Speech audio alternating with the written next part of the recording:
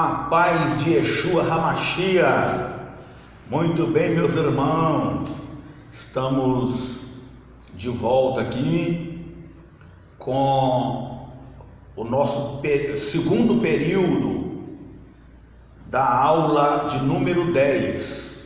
Segundo período da aula de número 10 de Eclesiologia, a doutrina da igreja.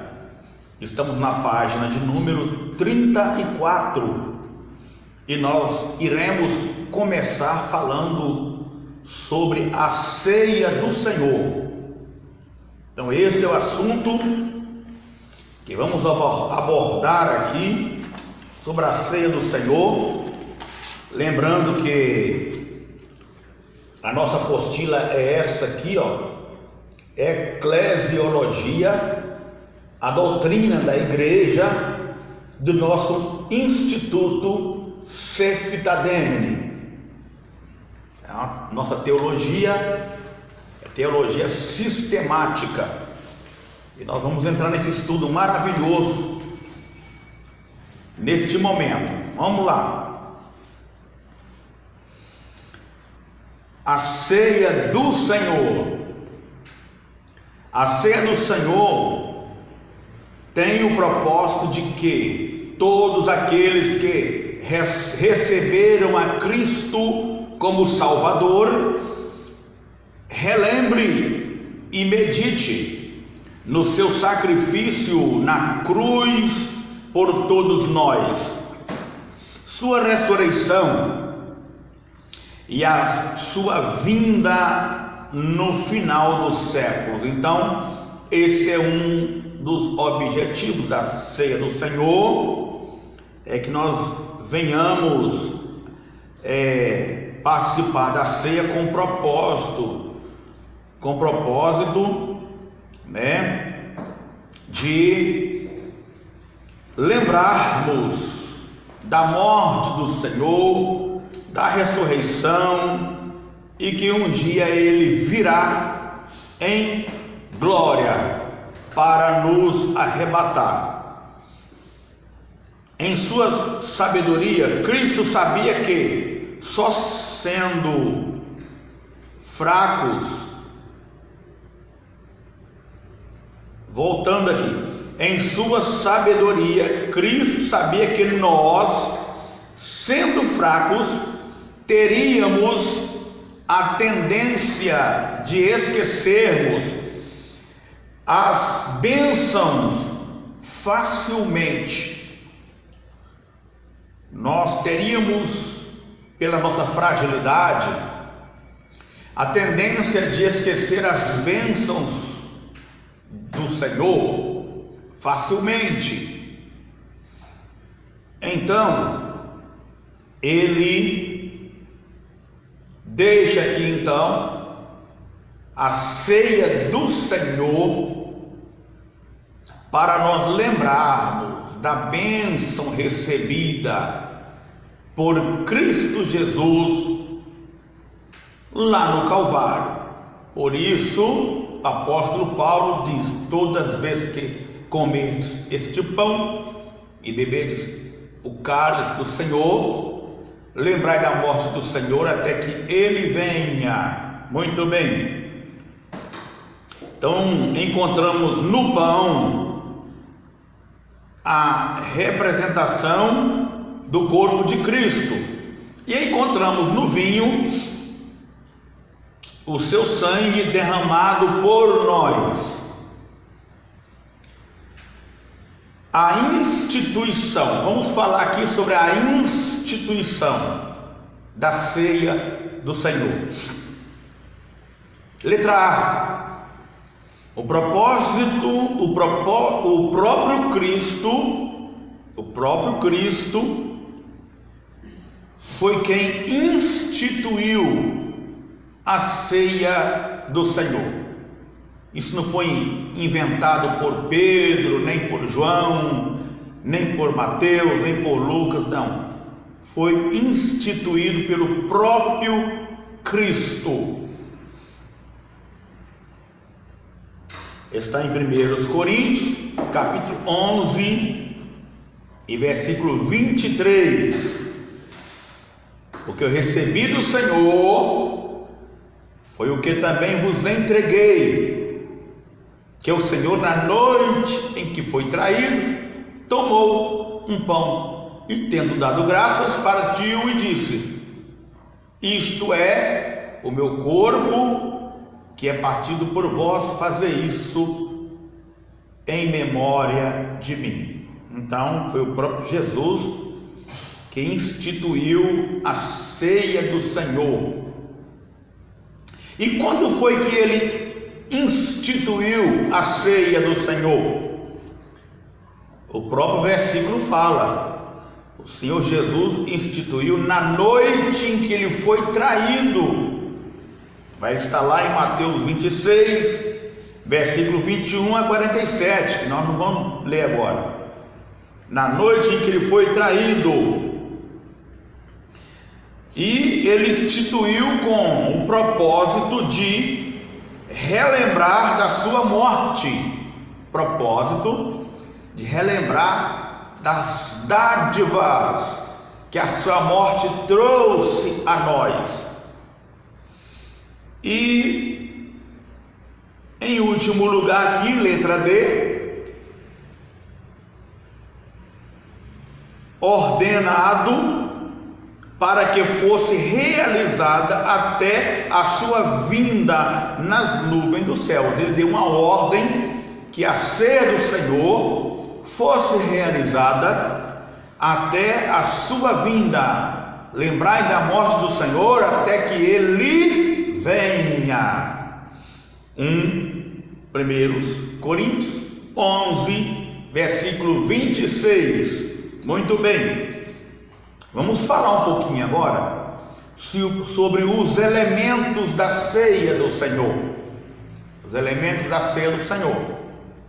O pão, vamos falar do pão aqui, que simboliza o corpo de Cristo, que foi dado por nós. 1 Coríntios, capítulo 11, versículo 24, e Isaías 53, e versículo de número 5. Vamos ler?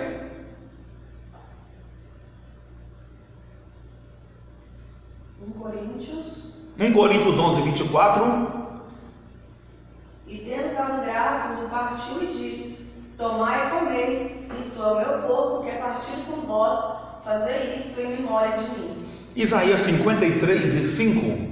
Mas ele foi ferido por causa das nossas transgressões e moído por nossas iniquidades. O castigo que nos traz a paz estava sobre ele, e pelas suas pisaduras fomos sarados. Amém. Então, o pão não se torna, isso é interessante, o pão não se torna o corpo de Cristo, é apenas de caráter representativo. Por isso lá em 1 Coríntios 11, 25, está escrito lá: em memória de mim, porque é em caráter representativo. O pão simboliza o corpo de Cristo sem pecado, visto que a ceia foi instituída na semana da Páscoa. Os judeus comiam o pão asmo, sem fermento, porque esse pão asmo sem fermento está falando aí do corpo de Cristo sem pecado nenhum. Muito bem, nós vamos achar isso aí em Êxodo 12, do 14 ao 20, e em 1 aos Coríntios, capítulo 5, versículos 6 a 8, que não precisamos de ler agora não. Paulo faz uma aplicação destas verdades à vida espiritual. O fermento na Bíblia denota sentido negativo, referindo-se aos pecados. Só Uma vez vemos referindo-se ao reino de Deus. O fermento na Bíblia, só uma vez ele se refere ao reino de Deus em geral, em Mateus 13, versículo 33. Em outras passagens, o fermento na Bíblia, ele é sempre referindo-se ao pecado. Muito bem. Vamos falar um pouquinho agora do vinho. O vinho que é o cálice do Senhor.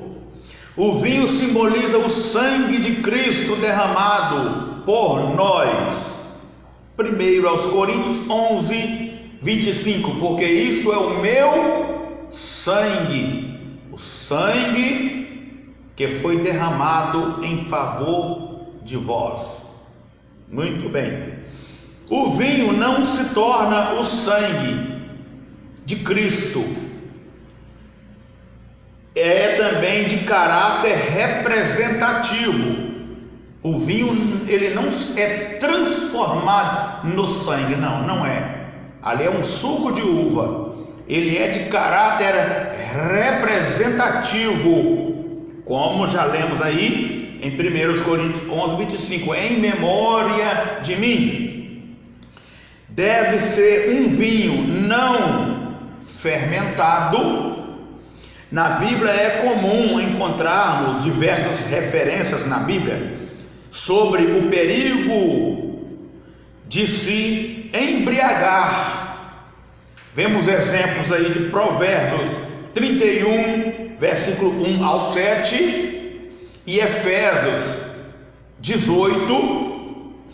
Devido à aplicação de Paulo de uma verdade para a nossa vida espiritual em 1 Coríntios 5, versículos 6 a 8. Leiamos, portanto.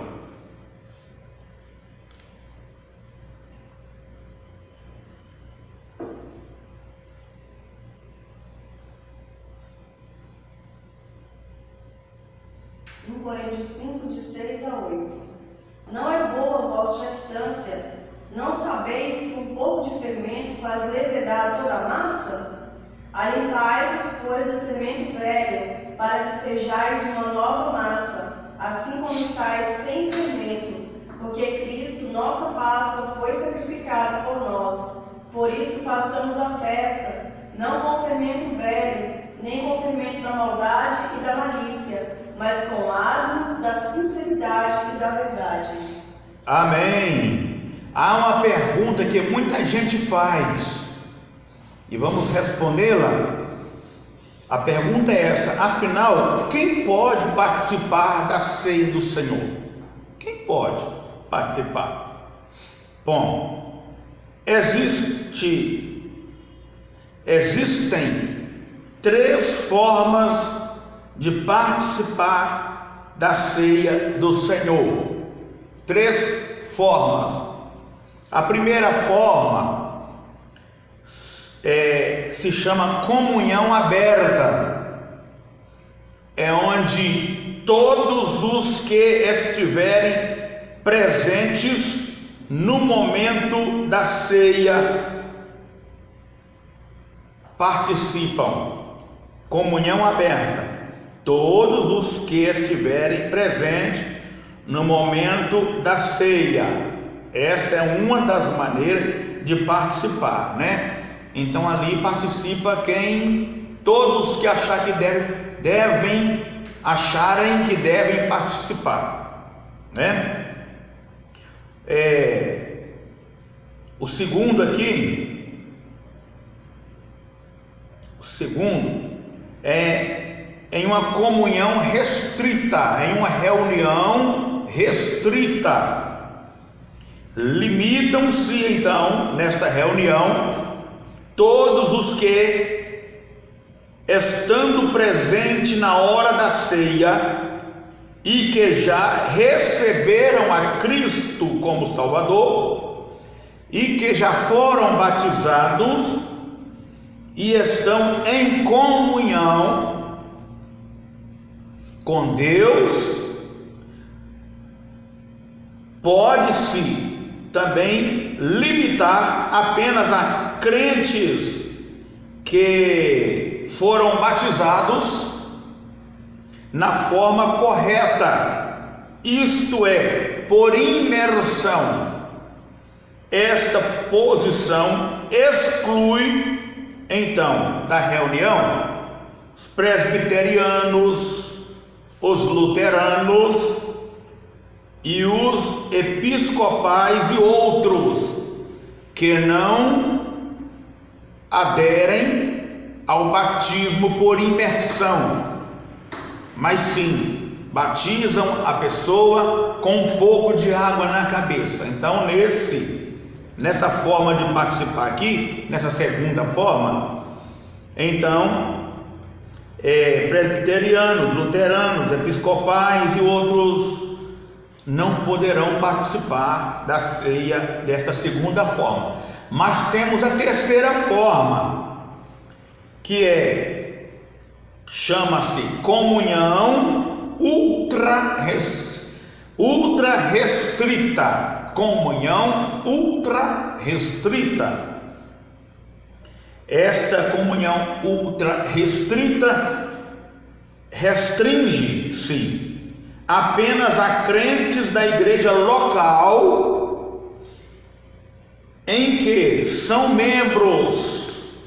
Crentes da igreja local em que são membros. Vamos passar para a página de número 35. Então, a primeira forma que nós falamos aqui, primeira forma de participação da ceia do Senhor, não é uma forma bíblica, não é, pois só os que de bom grado receberam a palavra e foram batizados podem receber a ceia do Senhor. Vamos conferir em Atos capítulo 2, versículo 41 e 42. De sorte que foram batizados os que de bom grado receberam a sua palavra, e naquele dia agregaram-se quase 3.000 almas, e perseveravam na doutrina dos apóstolos, na comunhão e no partir do pão e nas orações. Essa é a forma certa e bíblica de celebrar a ceia do Senhor. Somente aqueles que receberam de bom grado a palavra e se converteram a Cristo e foram batizados, então aí, naquele dia, quase 3.000 almas congregaram ao Senhor e participaram da ceia. A segunda forma é bíblica também, sendo um problema. A segunda forma é bíblica, só que aí teremos um problema, né? Um problema apenas. Por exemplo, os crentes que não foram batizados e tiveram a cabeça molhada apenas, os crentes que não foram batizados por imersão e tiveram apenas a cabeça molhada, este é o problema, tá? Este é o problema. Então a segunda aqui é bíblico, né? Porque eu vou voltar lá para vocês entenderem porque que a segunda aqui também é bíblica, porque a segunda fala de comunhão restrita, que limitam-se todos os que, estando presentes na hora da ceia e que já receberam a Cristo como Salvador, foram batizados, já lemos ali agora, tá? Em Atos, foram batizados e estão em comunhão com Deus. Por isso que o segundo aqui também é bíblico, só que aí teremos um problema. Pode chegar alguém nesta reunião restrita, dizer que ele então vai poder participar porque ele também foi batizado, só que não foi batizado por imersão, mas apenas com água na cabeça. Aí a igreja vai ter um problema, né? Vai ter um problema. Muito bem. Vamos passar aqui para a terceira forma de participação da ceia. A terceira também é bíblica e pode ser utilizada, portanto, traz problemas de comunhão com igrejas de mesma fé e prática, se houver mais de uma na cidade ou região. Então, a terceira aqui também, ela é bíblica, né? Aí vamos voltar lá para nós falar direitinho por que é bíblico. Comunhão ultra restrita, esta terceira chama comunhão ultra restrita. Por quê? Porque ela restringe-se apenas a crentes da igreja local. Quer dizer, ela não aceita outras igrejas misturar com ela para participar da ceia. É ultra restrita, né? Ultra restrita. Só que pode haver também um problema de, na hora da ceia, chegar, né, alguém querendo participar e que é de outra denominação. Então é uma coisa a analisar, né, para não ofender nenhum e nem outro, né? Nós somos de paz, somos pacificadores. Examine-se, pois, o homem a si mesmo, e depois coma do pão e beba do cálice. Amém? Muito bem. Vamos falar sobre posições erradas sobre a ceia. Posições erradas sobre a ceia. Letra A transubstancial. A primeira posição errada aqui é a transubstancial, que afirma que o pão e o vinho se tornam a carne e o sangue de Cristo, respectivamente. E esta posição é defendida pela Igreja Católica. Eles afirmam que o pão e o vinho é o próprio corpo de Cristo. O pão é a carne e o vinho é o sangue. Eles falam isso aí de modo literalmente falando. Então essa posição é totalmente errada. Letra B. Existe a posição consubstanciação. Consubstanciação. A palavra é meio palavrão, né, para falar, né? Mas vamos para a gente entender. Falamos sobre a transubstanciação e agora vamos falar sobre a consubstanciação. Tem diferença pouquinho uma palavra da outra, né? A outra é transubstanciação. Esta é consubstanciação, que significa que a presença de Cristo está dentro dos elementos da ceia e trazem, após a oração do sacerdote, conferindo graça e transformando-se num verdadeiro sacramento, posição defendida por episcopais e luteranos, eles vão dizer que dentro do cálice ali está o corpo de Cristo, está todo o corpo dele presente ali dentro, né? Todo o corpo.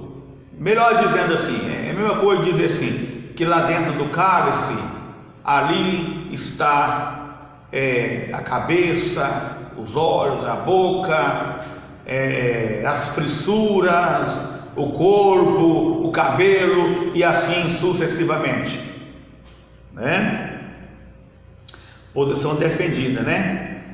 Pelos episcopais e luteranos.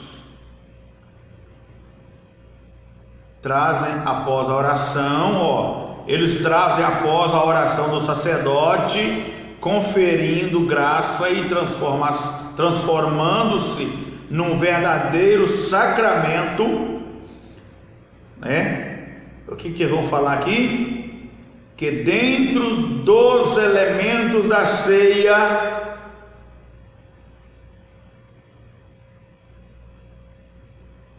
eles trazem ali a presença de Cristo, a presença de Cristo, né?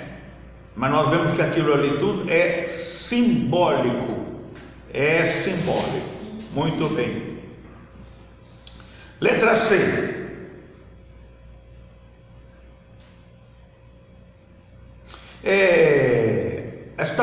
Vamos ainda na letra D, só para explicar uma coisa aqui. Essa palavra aqui,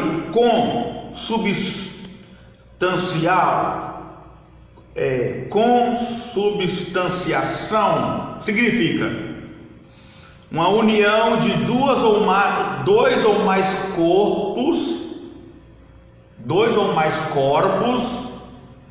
na mesma substância, que é a mesma coisa que união de Cristo com o Pai e sua presença na Eucaristia. É isso que significa. Letra C.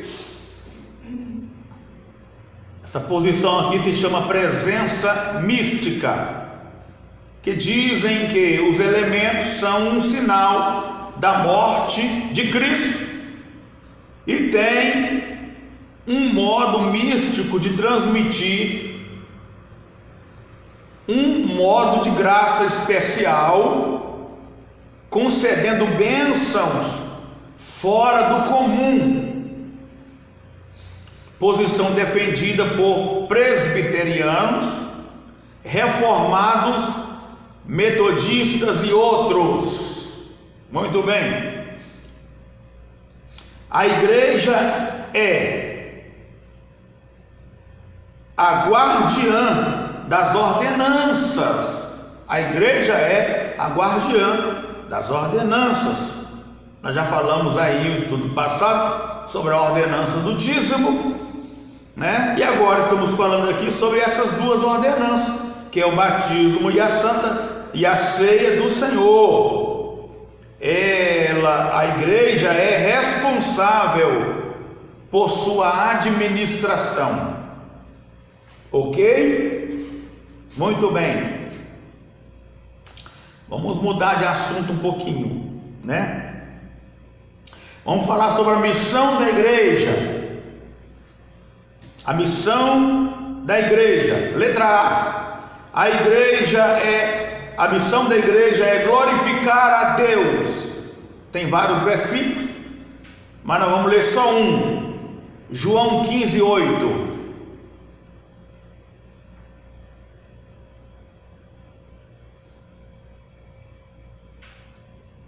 Nisto é glorificado meu Pai, que deis muito fruto, e assim sereis meus discípulos. Amém. Letra B. Missão da igreja é ganhar almas, evangelizando o mundo e enviando obreiros. Vamos para Mateus 28:19.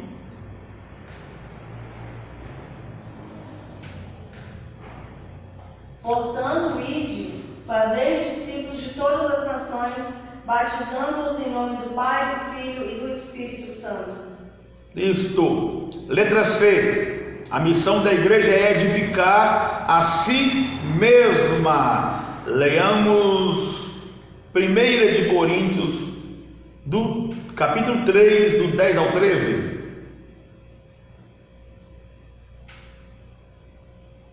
Segundo a graça de Deus que me foi dada, pus-me eu como sábio arquiteto, o fundamento, e outro edifica sobre ele. Mas veja cada um como edifica sobre ele. Porque ninguém pode pôr outro fundamento além do que já está posto, o qual é Jesus Cristo.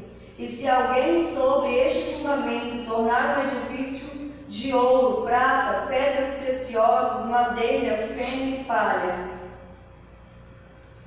Continua mais um pouquinho, 2 versículos aí. A obra de cada um se manifestará na verdade.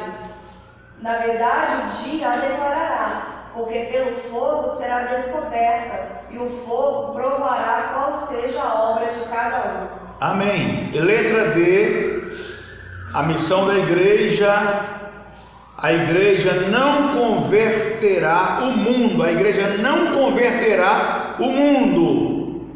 Mateus capítulo 24, versículo 12.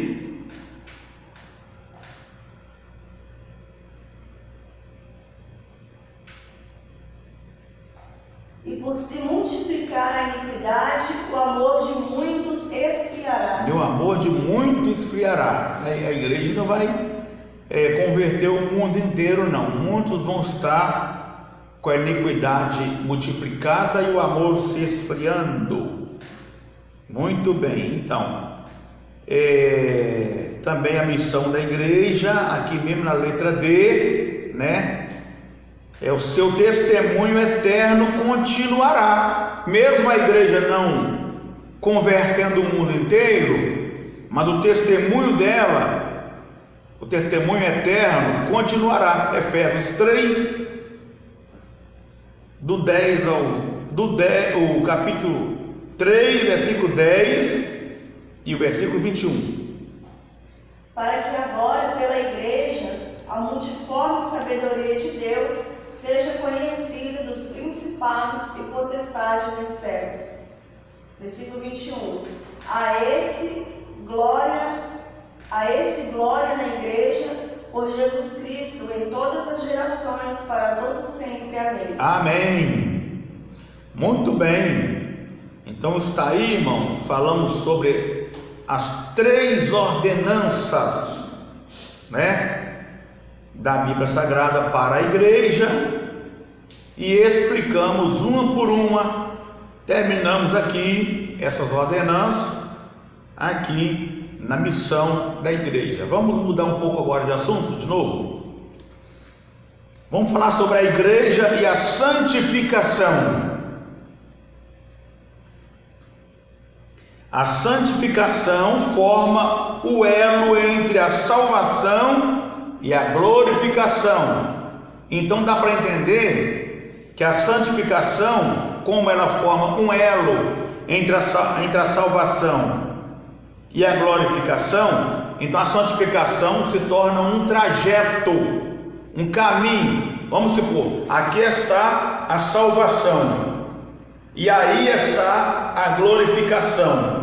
Então esse trajeto daqui até aí se chama santificação, que essa santificação pode alcançar degraus na vida do ser humano, da vida do cristão.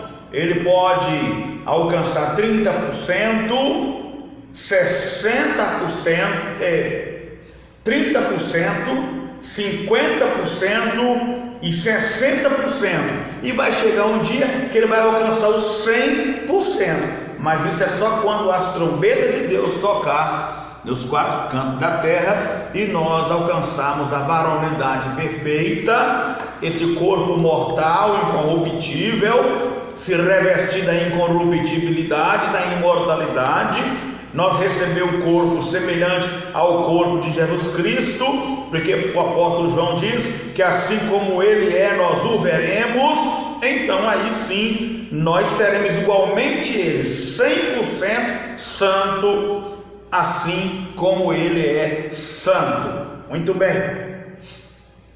Então, temos aqui, primeiro ponto, 1 Tessalonicenses 4, versículo 3. Porque esta é a vontade de Deus, a vossa santificação,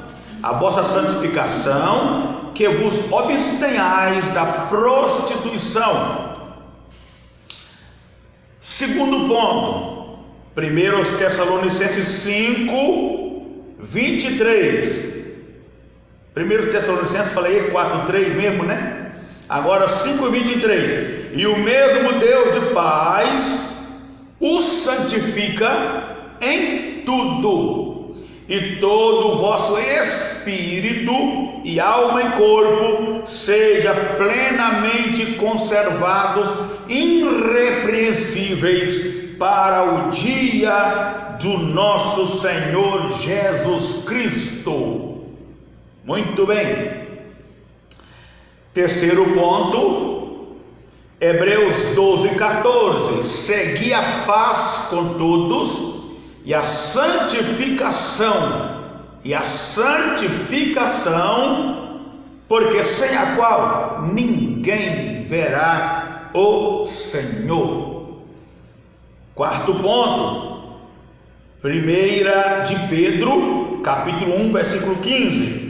Mas, como é santo aquele que vos chamou, sede-vos também santos em toda a vossa maneira de viver. E se for continuar, vai dizer: porque escrito está: sede santos, porque eu, o Senhor teu Deus, sou santo. Amém. Vamos passar para a página de número 35. Página 36. Página 36. Vamos dar continuidade. Eu falei sobre 4 pontos, né? Quinto ponto, 1 de Pedro, capítulo 2, versículo 9. Mas vós sois a geração eleita, o sacerdócio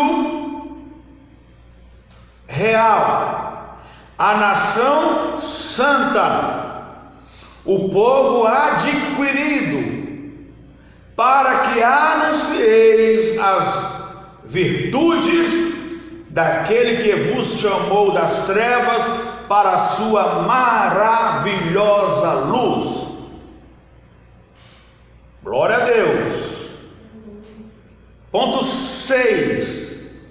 João 17:17. João 17:17. Santifica-os na verdade. A tua palavra é a verdade. Ponto 7. 1 de Pedro 1, versículo 16. Porquanto escrito está: sede santos, porque eu sou santo, diz o Senhor. E em oitavo lugar, Efésios 2:21, que vai dizer assim: no qual todo o edifício bem ajustado cresce para templo santo do Senhor. Templo santo do Senhor. Amém? Maravilha, né? Isto é sobre a santificação da igreja. Muito bem. Vamos mudar de assunto novamente. É porque nós estamos chegando no respaldo da apostila, para terminar essa apostila, tá? Essa apostila com quantas páginas? Com 39 páginas. 39 páginas, né? Vamos falar sobre os frutos da santificação. Frutos da santificação, ainda na página 36. Fruto do Espírito, lá em Gálatas 5:22. Leiamos. Mas o fruto do Espírito é amor, gozo, paz, longanimidade, benignidade, bondade, fé, mansidão e temperança.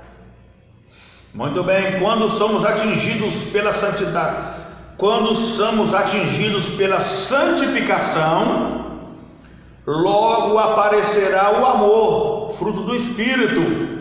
Logo aparecerá o amor e os outros frutos espirituais para darmos testemunho de vida cristã. Vê Mateus 5:13 ao 16. Vós sois o sal da terra. Se o sal for insípido, com que há de salgar? Para nada mais presta, senão para ser lançado fora e ser pisado pelos homens. Vós sois a luz do mundo. Não se pode esconder uma cidade edificada sobre um monte, nem se acende a candeia e se coloca debaixo do alqueire, mas no velador, e dá luz a todos os que estão na casa. Assim resplandeça a vossa luz diante dos homens, para que vejam as vossas boas obras e glorifiquem ao vosso Pai que estais nos céus. Amém. Outro fruto de uma vida santificada, sabe qual é? Perdão. É o perdão. Neste mundo de tanta ira e guerra, somente a santificação poderá gerar o perdão para vivermos pacificamente com o nosso próximo, como no caso de Davi, em 1 Samuel, capítulo 2:6 e 26 a 11. 1 Samuel 2:6. O Senhor é o que tira a vida e que dá a vida, faz descer a sepultura e faz tornar a subir dela. 26, capítulo 26, versículo 11. O Senhor me guarde de que eu estenda a mão contra o ungido do Senhor. Agora, porém, toma a lança que está na sua cabeceira e a bilha de água e vamos. Amém. Quem tem uma vida de santificação, então vai aparecer o outro fruto nele, que é humildade. Somente uma vida santificada poderá receber a humildade para viver em um mundo tão soberbo e orgulhoso, de maneira que possamos agradar a Deus. Mateus 11:29. Tomai sobre vós o meu jugo e aprendei de mim, que sou manso e humilde de coração, e encontrareis descanso para as vossas almas. Amém. Capítulo 18, versículo 4. Portanto, aquele que se tornar humilde como este menino, este é o maior no reino do céu. Tiago 4:10.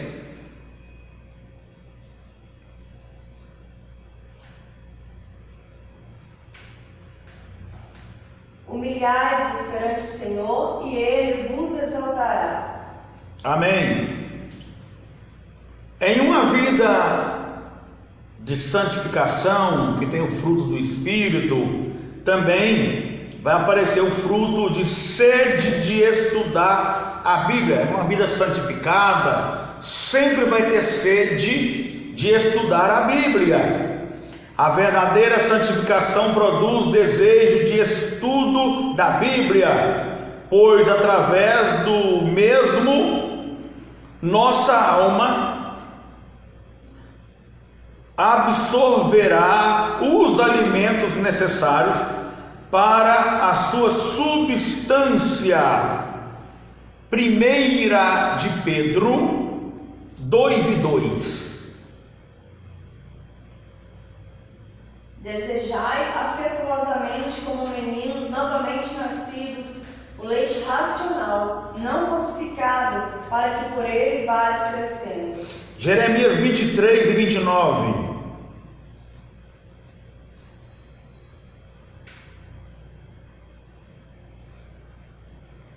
Porventura martelo que esmiuça a penha? Oséias 4:6.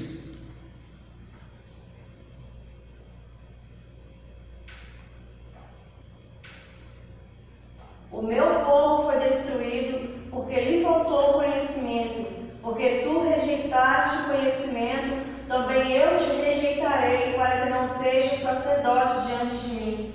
E visto que te esqueceste da lei do teu Deus, também eu me esquecerei de teus filhos. Amém.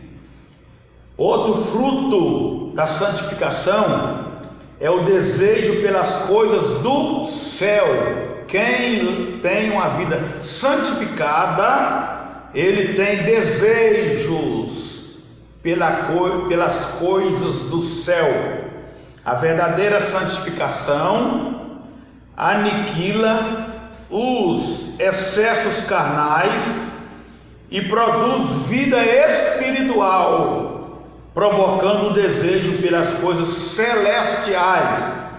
Mateus 6:19-21.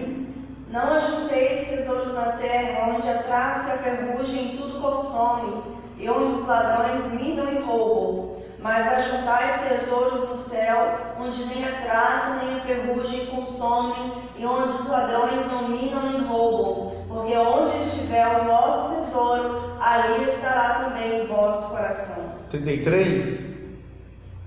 Até o 33? É. A candeia do corpo são os olhos, de sorte que se teus olhos forem bons, todo o teu corpo terá luz. Se porém os teus olhos forem maus, o teu corpo será tenebroso. E se portanto a luz que há em ti, se não há trevas, quão grandes serão tais trevas?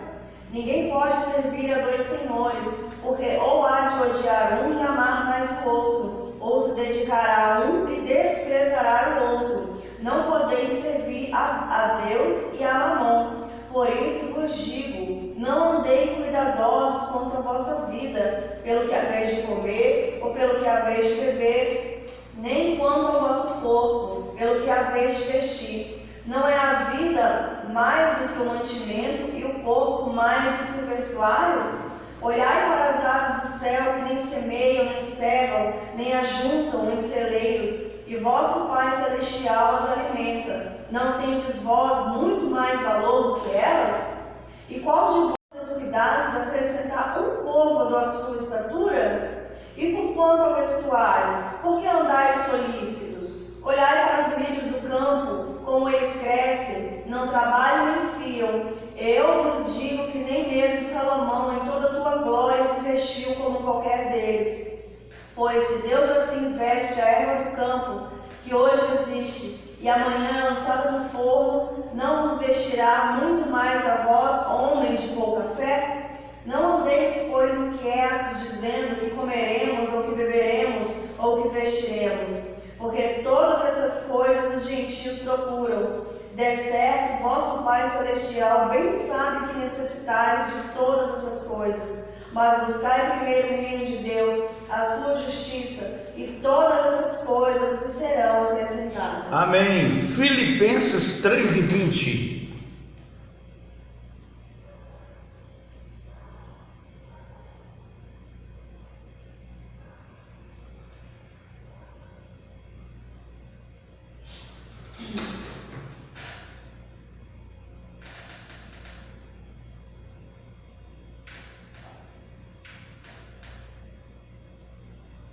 Mas a nossa cidade está nos céus, de onde também Cristo esperamos o Senhor Jesus Cristo. Colossenses 3:1 e 2.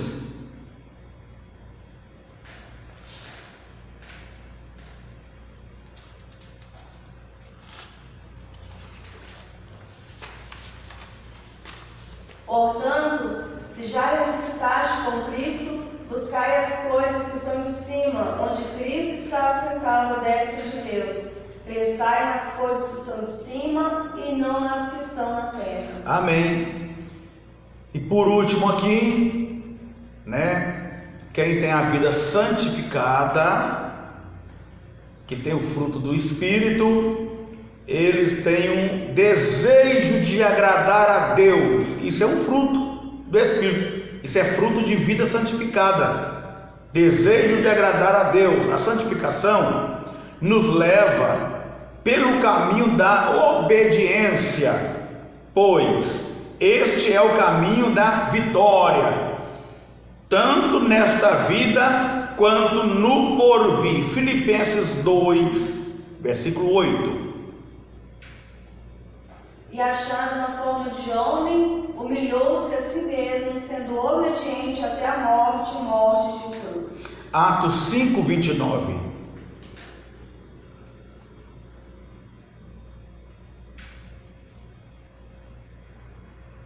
Porém, respondendo Pedro e os apóstolos disseram: mais importa obedecer a Deus do que os homens. Amém. Estamos na página 37, viu, irmãos? 37. Vamos falar sobre santificação, a santificação representada no tabernáculo. Como eu estou sem um mapa do tabernáculo aqui, mas depois os alunos que têm a apostila, confere aí na apostila, tá? Que eu vou citar aqui. A santificação representada no tabernáculo é uma das maiores riquezas da santificação, é encontrada nas profecias simbólicas do tabernáculo no Antigo Testamento. Vejamos cada peça cada peça com seu devido nome e explicação. Então, quando você olhar ali o tabernáculo, aqui na apostila tem aqui a foto aqui, do tabernáculo, né?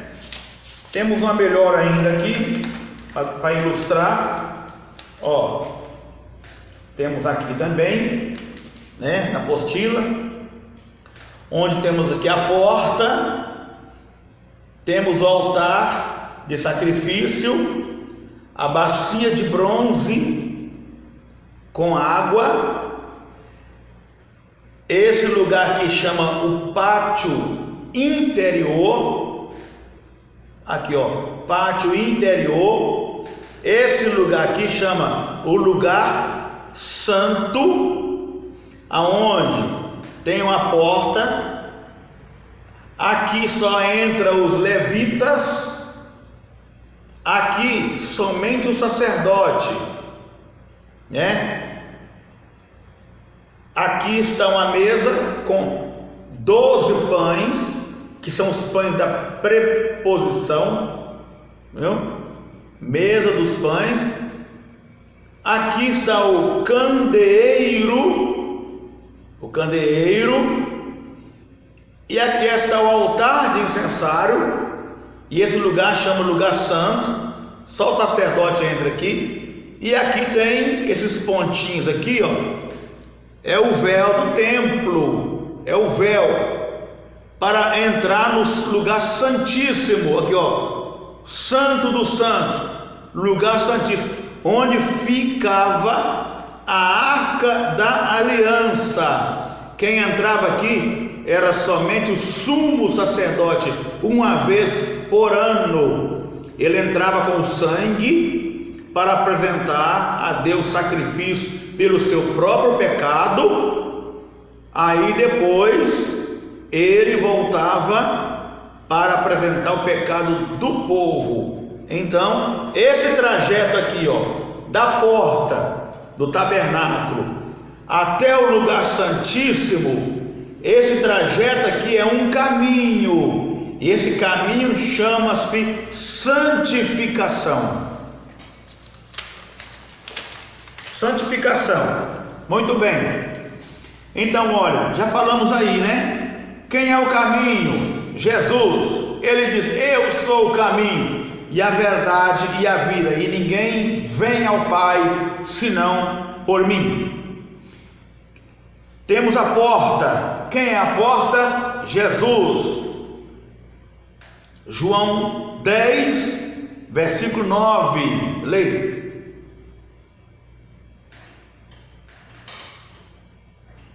E ele vai dizer que ele é a porta aí.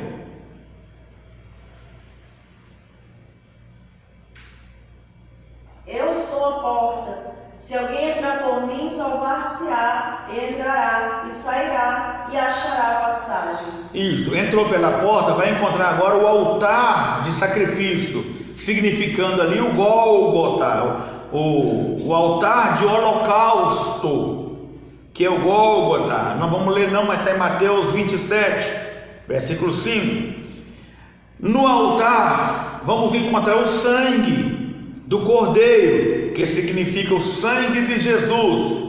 Hebreus 9, 22, 1 de João 1, 7.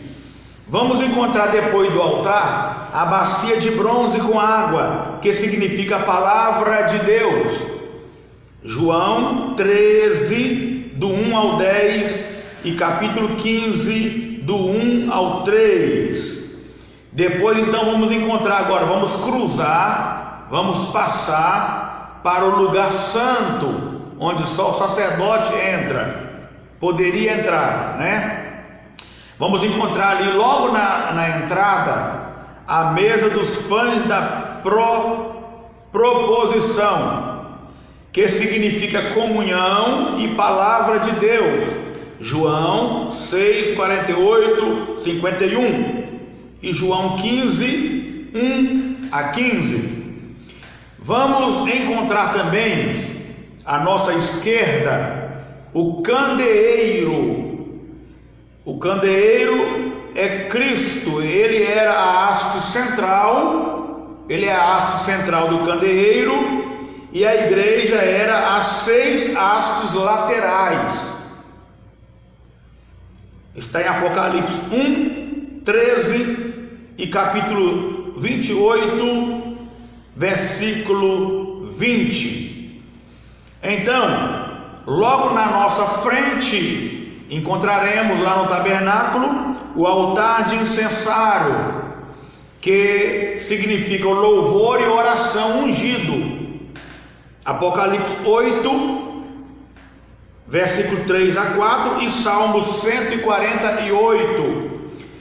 Vamos encontrar a arca da aliança, isso depois que cruzarmos o véu do templo e entrar no lugar santíssimo, onde só o sacerdote o sumo sacerdote poderia entrar. Vamos encontrar ali a arca da aliança, que tipifica Jesus Cristo. Ele é a nossa arca. 1 de Timóteo 2 e 5.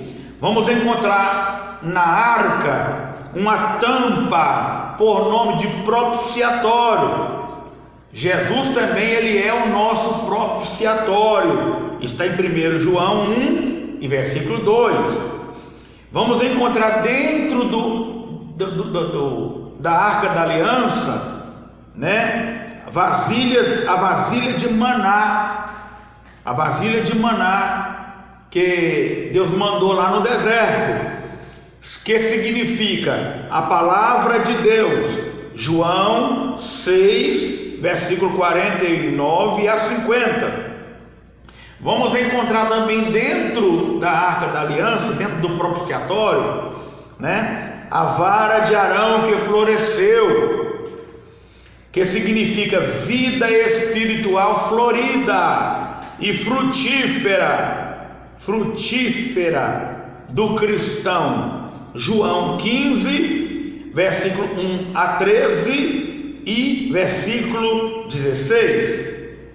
Vamos encontrar dentro do lugar santíssimo fogo por cima da tampa do propiciatório, por cima do altar, fogo do Espírito Santo no coração do crente. Mateus 3, versículo 11. Vamos encontrar também o azeite do castiçal, que testemunha, é o testemunho do Espírito Santo, que o azeite é o testemunho do Espírito Santo na vida do crente. Mateus 5, versículo 13 ao 16. E vamos encontrar uma nuvem que descia sobre o tabernáculo, que era o símbolo da presença de Deus, ou era a própria presença de Deus, e o nome dessa nuvem se chama em hebraico a Shekinah de Deus. 1 Reis 8, versículo 10 e 11. Então está aí as riquezas do tabernáculo, e nós estamos chegando ao final da nossa apostila aqui, né? Aí o tabernáculo aí, ó. Tabernáculo. E nós estamos chegando aqui no final da nossa apostila, né? Página 39, desejando aos alunos boa sorte, porque agora nós vamos voltar com essa apostila na próxima semana, só para fazer agora a revisão, para nós aplicar a disciplina. Vamos voltar na próxima segunda-feira para fazer a revisão dela toda, né? E aplicar a disciplina aos alunos. Eu desejo que vocês, eu desejo um bom aprendizado para todos e boa sorte. Ficaremos por aqui. Eu quero anunciar que a próxima matéria que vamos entrar aqui depois que fizermos a prova dessa apostila será a disciplina de angelologia, a doutrina dos anjos. Então vamos estar estudando sobre a doutrina dos anjos, anjos santos de Deus, anjos caídos, demonologia, satanologia, a hierarquia dos anjos e a hierarquia dos demônios. Vai ser a próxima apostila. Que Deus abençoe e fiquem na paz do Senhor Jesus.